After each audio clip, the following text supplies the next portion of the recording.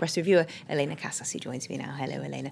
So an historic victory for Aung San Suu Kyi, as we were saying in the news bulletin in Burma. How's that gone down in the international press? Well, the papers are full of front pages showing celebrating Burmese Aung San Suu Kyi supporters, like these ones here on the front page of The Guardian, holding up her portrait. The thing is, though, it hasn't quelled widespread fears that she's fallen into the junta's trap by agreeing to stand in this election, the fear being, of course, that they'll be able to legitimise themselves internationally now that she's agreed to participate, but her party won't gain anything from it.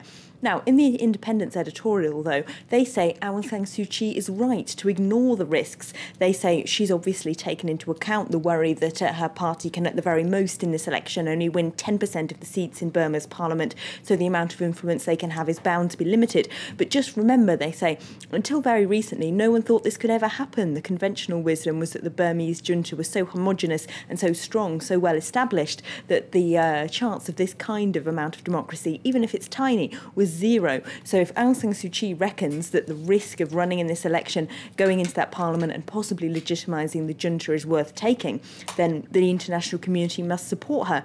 Over in Foreign Policy magazine, they take effectively the opposite point of view, though. They say her party can have virtually no effect on policy in Burma with just 10% of seats, even if they do as well as possible.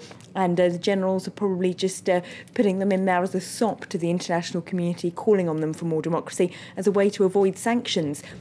They also point out the NLD's policy is based far too much, they say, on the figure of Aung San Suu Kyi herself. There aren't really any second-tier figures in the party that could replace her as she gets older, and it's their whole election campaign is very much based around her charisma. She's seen almost as a demigod, they say, in Burma, but you can't run a whole political transition around one person. Okay, well, we're going to move on now to Syria, because also interesting events happening on that yesterday, on Sunday. A major international summit in Istanbul held, the Friends of Syria getting together. Does the press have much faith that the talks there can make a difference? Well, in a word, no. As the Independent reports, it seems that the leaders there themselves seem to have decided that a diplomatic solution has no real future, even though, of course, there was a lot of talk about the Kofi Annan possible solution. Now, the Independent says, as you've been saying in bulletins, that Gulf countries have now agreed to pay the salaries of the Free Syrian Army's soldiers and probably supply them with weapons as well. And Turkey is also notably taking a stronger stance, talking about the idea of implementing a buffer zone on its border near Syria. But does Turkey actually want to do that? There's quite an interesting analysis in the Egyptian paper Al Aram, which takes a wide number of quotes from different Turkish newspapers, pointing out there's a lot of fear in Turkey that the country could get itself wrapped up in a regional war that would be inconvenient for it and could indeed exacerbate successionist tensions within Turkey itself. The Turkish newspapers seem to think that it's the West who really wants them to go out in front, if you like, as NATO outliers and take a strong line against Syria, get involved in arming the opposition and things like that, so that the US doesn't have to, but that Turkey is being pushed, if you like, by the rest of the West into this more aggressive role towards Syria they don't necessarily want.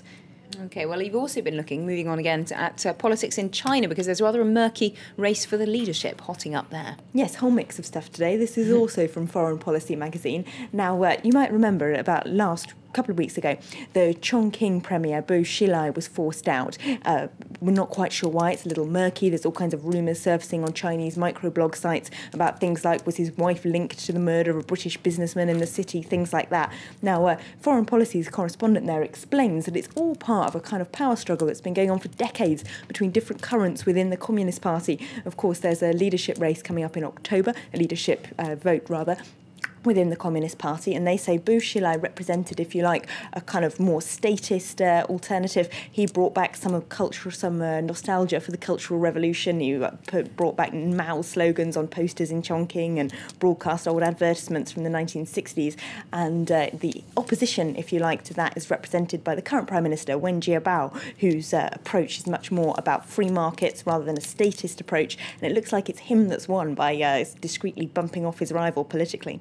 OK, well, thanks very much indeed, Elena, for that look at today's international newspapers. Time now for a reminder of our top stories this hour here on